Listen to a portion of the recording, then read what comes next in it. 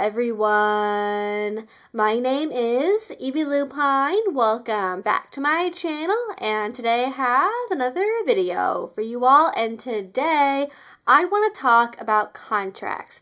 Contracts are simultaneously one of the most popular and most misunderstood areas of BDSM relationships. If you were to ask a vanilla person, hey, what do you think goes into a kink relationship? Oddly enough, contracts are likely to be one of the things that they're able to name. And I would say thank you, 50 Shades of Grey, but one, I don't want to do that, and two, E.L. James clearly got the idea from somewhere else, so the concept was known about even before her book series went mega viral in the early to mid 2010s, even amongst vanilla or quasi-vanilla people. So today, I want to talk about what contracts are actually for, if you really need one or not, and how to make them work if you do. So first of all, if you're new to the kink scene and you are at all like me, chances are one of the first solid things you read about regarding power exchange was the need for a contract. Heck, that might even be why you clicked on this very video. If you go from what a basic internet search will tell you, or heaven forbid, an AI summary, it can seem like a contract, rules, and punishments are the three necessary ingredients for making a BDSM relationship work. And I'll be addressing rules and punishments in other videos, by the way, in case you want to learn more about those. But for today, what is a contract and why are people so drawn to them? In its simplest form, a contract is just a written agreement between the parties participating in a BDSM relationship, almost always one including power exchange. It is intended to be a sort of guidebook for the dynamic, outlining the intended structure and the obligations of all involved parties. On the internet, the classic example of this is somewhat like what you might see in a movie like 50 Shades. It's a long, formally printed document with many sections and subsections, typically infused with a heavy dose of legalese to make it sound more official. It is often considered binding from the moment that it is signed. It may be treated as permanent for the duration of the relationship from then onward, or semi-permanent, such as needing to be renewed a year and a day later, every 6 months, or so on. This can make it seem like you need a contract to get started on your DS journey, and that signing a contract is the first step a couple should take together. This is what I thought at one time as well. My early DS relationships followed this model, where soon after meeting and deciding we wanted to try power exchange, we'd outline a set of rules that would serve as our contract and go from there. However, I don't think this should be the case at all, depending on how you go about it and what you include in the contract. You see, every BDSM interaction should start first with a negotiation. That is, two parties coming together to mutually decide what will happen and under what terms. This means things like deciding what kind of play you will or won't do, or what aftercare you need once things are done. A contract could just be your negotiation for a relationship rather than for a scene, and you put down your agreements on paper so it's easier to remember. This can include things like what titles you use for each other, the rules that you agree to follow, your limits, your boundaries, what you will do for punishments, and so on. It may not be particularly formal or permanently binding at all. If you're new to contracts or BDSM in general, this is where I would start, with a written copy of what you've negotiated for, but it's not something you're promising to do forever, and it's not couched in any complicated, confusing legal terminology. It's more of a memory aid than anything else. And this brings me to the first mistake I see people make with contracts. They get way too attached to the idea of the contract itself. They resist change in the relationship because their contract is too rigid and it's not designed to handle that. They think, well, but I agreed to follow this one rule, or I agreed that I would call them daddy, and it feels like they have no recourse in order to be able to change those things. A good contract for BDSM is not like one you signed for a job or a lease. It should be more flexible flexible because people are squishy and flexible. Especially in the first couple of years of your kink journey, you will likely change a lot. You will meet new people and learn new things, and your interests may end up being totally different than what they were on day one. So either approach a contract as a living, malleable thing or hold off on using one until you know yourself and your relationship better and the dynamic feels more solid. But before I explain how to create a manageable, flexible contract, let's first talk about today's sponsor, BEDUCATED. Hi everyone, this is Evie, and I'm here to tell you all about today's sponsor, BEDUCATED. BEDUCATED is an online learning platform for adults that covers everything from adult intimacy to kink, polyamory, and so much more. And normally here on the channel, I like to highlight their BDSM classes that are more focused on hard skills, so things like how to do shibari or how to play fight. But they also have a lot of really good courses on soft skills as well. And especially if you are curious about negotiating a contract or learning more about that, they have classes on things like aftercare and the wheel of consent that I think nest together with that very well. I also in particular want to highlight their class on boundaries, and this is how to say no and when to say yes by Tuck Malloy.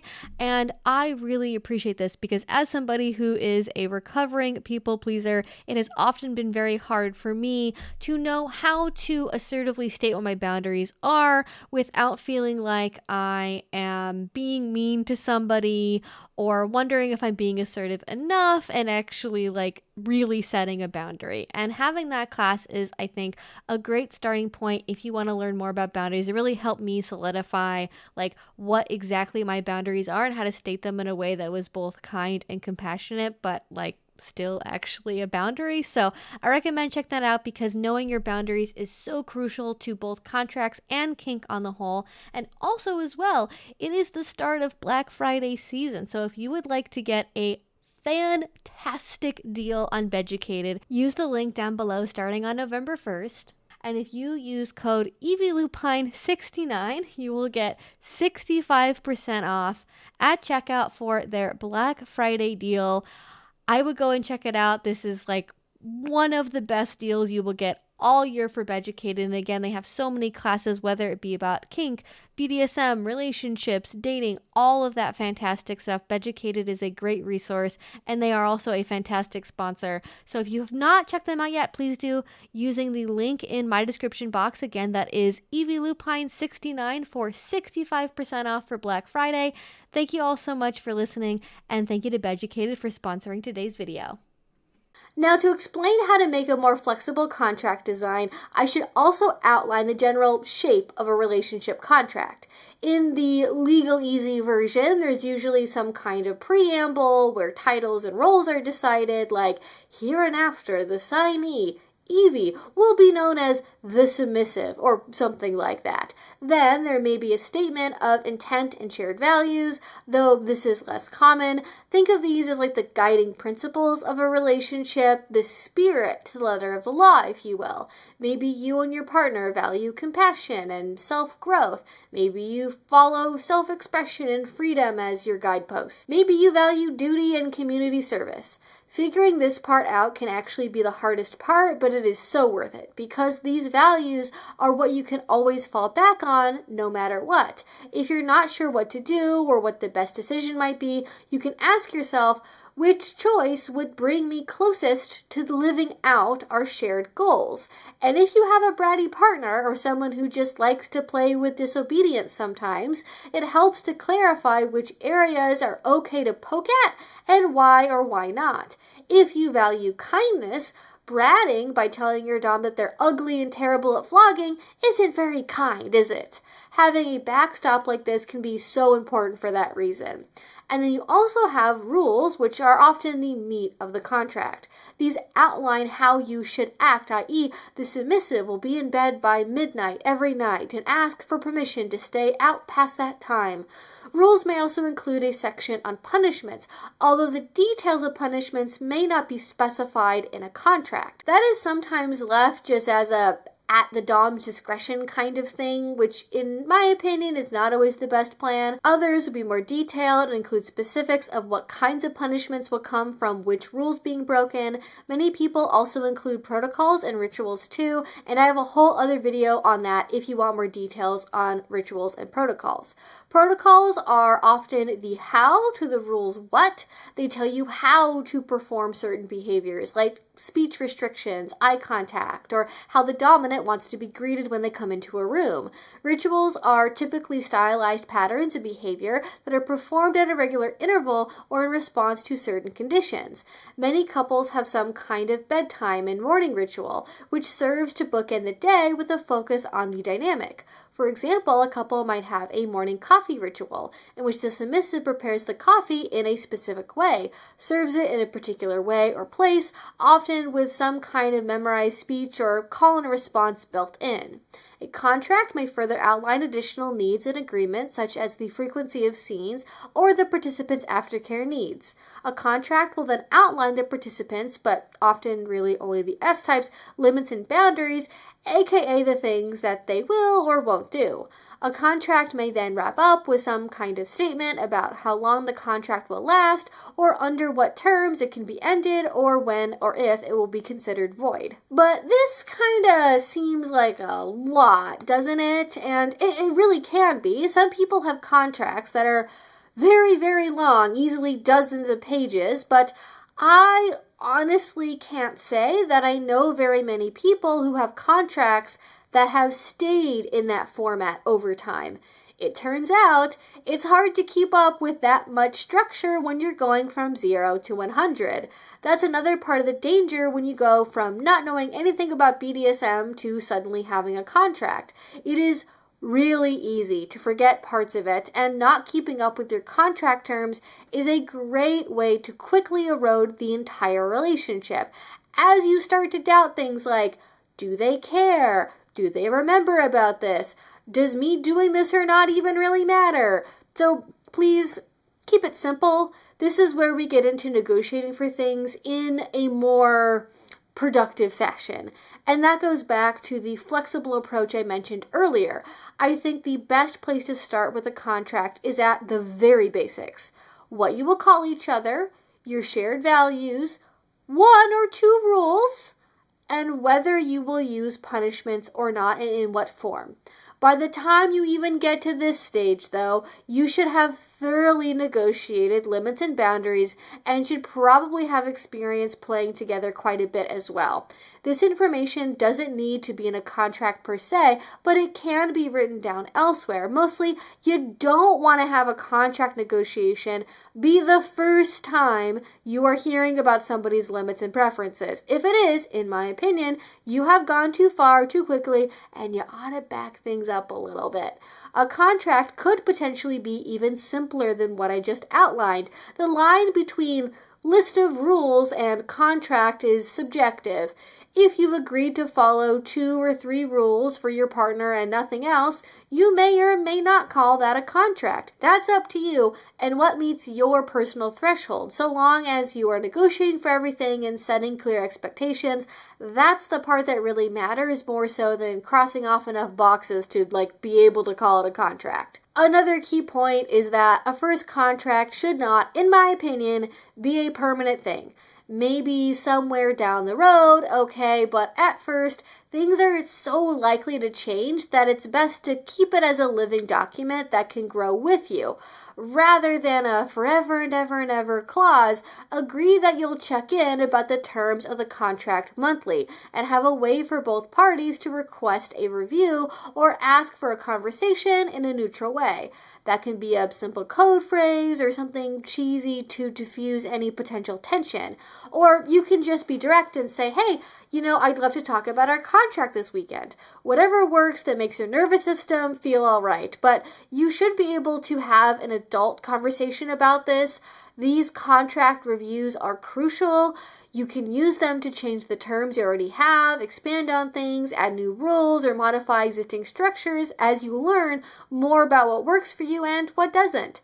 Let's say, for example, you initially have one of your rules be that your D-type will approve your outfit every morning, but oops, that doesn't work because you have to leave for work 30 minutes before they do, and half the time you need an outfit picked out by, they're still asleep. A contract review would allow you to change this rule. So maybe you pick outfits the night before, or your dom gives you ideas to follow the night beforehand, or you send a picture in the morning by the time you get to the office.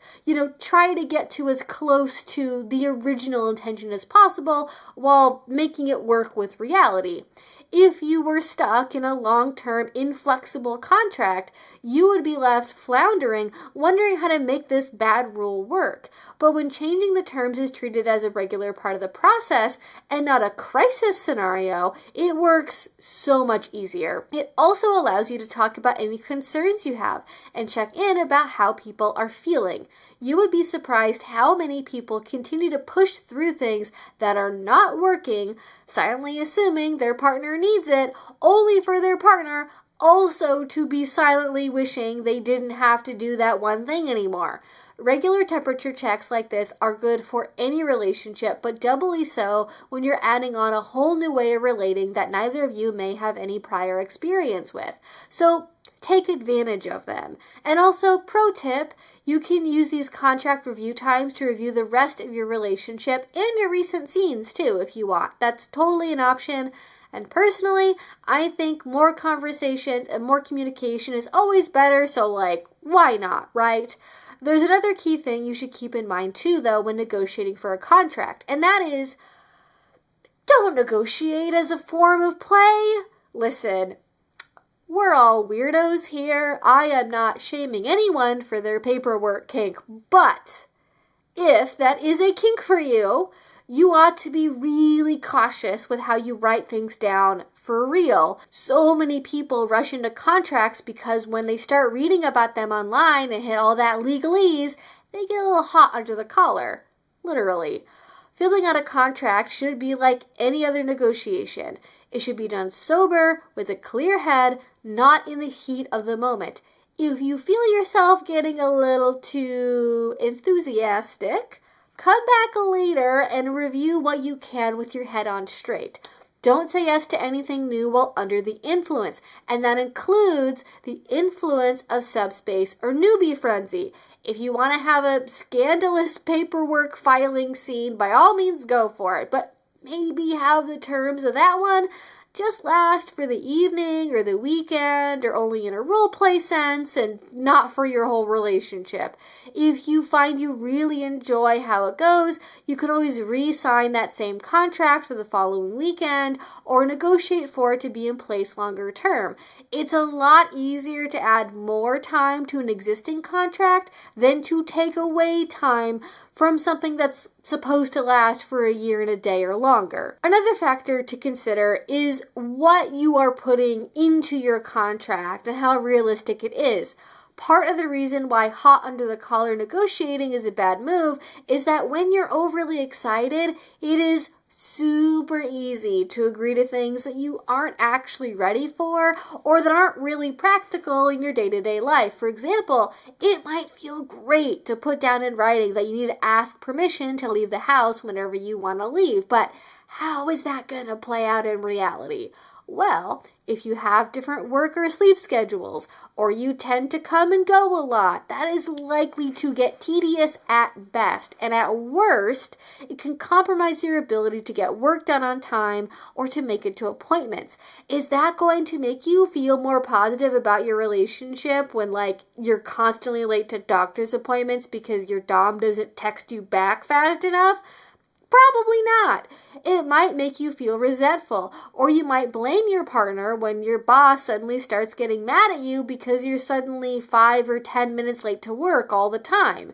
When you're negotiating in an altered state, being able to separate fantasy from reality is harder than it otherwise would be. If you wanted to have that flavor of rule in your dynamic, but something more realistic, you might agree to send a picture whenever you leave the house, or you might send a quick text message.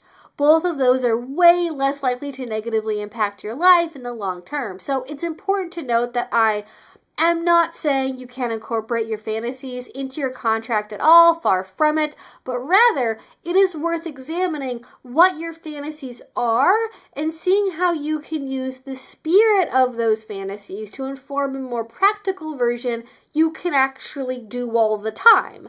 Do you wish that you could be caged up 24/7? Well, that won't work if you have to go to an office, so how about having regular cage time on the weekends? Do you want to be forced to sleep on the floor, never being allowed to touch furniture again except to clean it? If you get surgery or have a bad back, that's not going to work, and having terrible nights of sleep constantly probably isn't part of your fantasy anyway. But maybe you can have a rule that you need to ask permission to get on furniture, or use a special submissives-only kneeling bolster instead of getting on the couch. And people often also wonder what sorts of things that they can make rules about, and which ones are the best for beginners. My unhelpful answer to that is, well, the only limitations are your creativity and your boundaries. You can make a rule about anything you want, but there are some categories that people tend to go back to more often than others. The most common rules you'll see in kink have to do with 1. Aesthetic presentation and physical appearance, 2. Speech and body language, 3. Acts of service, 4. Health and well-being, 5. Physical intimacy, and 6. Finances and self-development. Within those categories, there are hundreds of potential rules. I would know I cataloged over 100 just for an example guide I was writing about the subject last year. It would take me a long time to go through all of those right now in this video, so I'll offer these general areas as inspirational examples instead. When you imagine your dominant partner having control over your health and well-being, what does that mean? How does that feel? What would that look like? How could you see that improving your life? Another good rule of thumb to follow when deciding on new rules is, would doing this enhance your well-being in the long run and get you closer to your goals or values? Not every rule has to be an opportunity for self-growth, but overall, your DS relationship should be an additive force in your life rather than something that takes away from it. Are there people who find a dom, drop everything to move into their basement for a year to get trained and have that work out for them? Sometimes I am sure it does work out, but that is the exception and not the rule, so I wouldn't plan to hold out for something like that. Most of the time, your DS will have to coexist with your vanilla obligations. If you're not sure where else to start, though, there are a couple of things you can try that are likely to be relatively unobtrusive. The most bang for your kink buck, as it were. Starting with titles and forms of address is the obvious first pick. Calling your partner sir or ma'am or being referred to as my pet is a huge step in a relationship and makes everything else you do feel a little bit more DS-y, at least in my opinion. Playing around with eye contact restriction is another, such as being expected to keep your gaze downcast while being spoken to, or needing permission to make full eye contact. This is something you can do very, very close to how it often appears in a fantasy, if you like, with basically no required modifications. Rules around kneeling and posture are good too, though I would pick something limited and specific, such as kneeling by the bed before going to sleep, or kneeling before being given permission to get on the couch.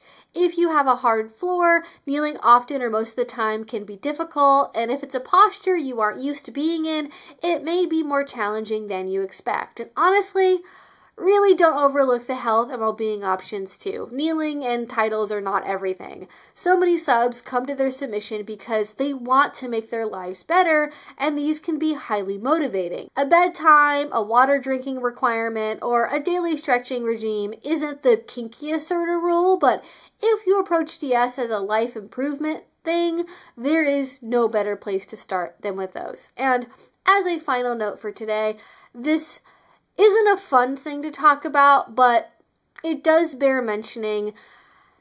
It's worthwhile to also put provisions into your contract for what to do when or if the contract ends. I have a whole video I'm going to be making soon where I go over how to deal with BDSM breakups. And I want to acknowledge, at least right now, that this is a thing that happens. Because the fact is that most relationships, for one reason or another, do eventually end. And it is essential to be prepared for if and when that happens, rather than having no landing pad in place at all. Especially because contracts and DS can involve significant behavior modification. Ideally, you'll have something in place in your contract that specifies who gets what toys, who retains the collar or collars, how do you want to handle future social events, and what you will do about any lingering behavior modification protocol. This is also why I do not recommend starting with anything that involves, let's say, vital bodily functions. It took me almost a year after a past relationship ended to stop waiting for people to open doors for me after I had a rule that I wasn't allowed to open my own doors outside.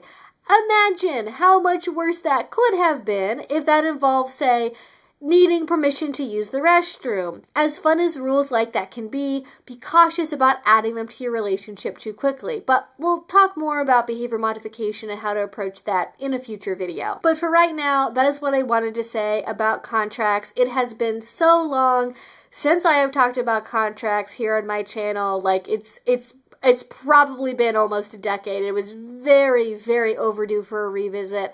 Hopefully you found this new guide helpful and interesting.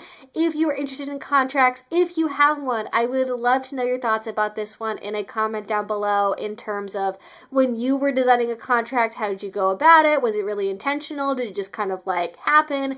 Did you organize it this way? Is your contract totally different than what I've mentioned in this video? Let me know again in a comment down below, as well as any topics you all would like me to revisit. I'm trying to go back and revisit a lot of earlier topics that I haven't talked about in again, almost a decade here on the channel, because I just have so much more experience and so many more thoughts to share about even these kind of intro level things, but also I think information that can be helpful for anyone of any experience level, because this isn't always something that we have conversations about. If you're part of a local scene where DS is not a big thing, you might not have this as a regular topic at your weekly munch. But that being said, again, let me know your thoughts and feelings in a comment down below. If you did enjoy this already, you can go ahead and subscribe, because I make videos every week here on this channel talking about kink and BDSM, as well as relationship advice, polyamory, and so much more. And finally, if you really enjoy what I do, you can go over to my Patreon. That will be linked down below. That is what makes all of these videos possible. If you do already support me there, thank you so much. It means the absolute world to me. And until I see you all next time, I hope you have a great rest of your day and a great rest of your week. Bye-bye.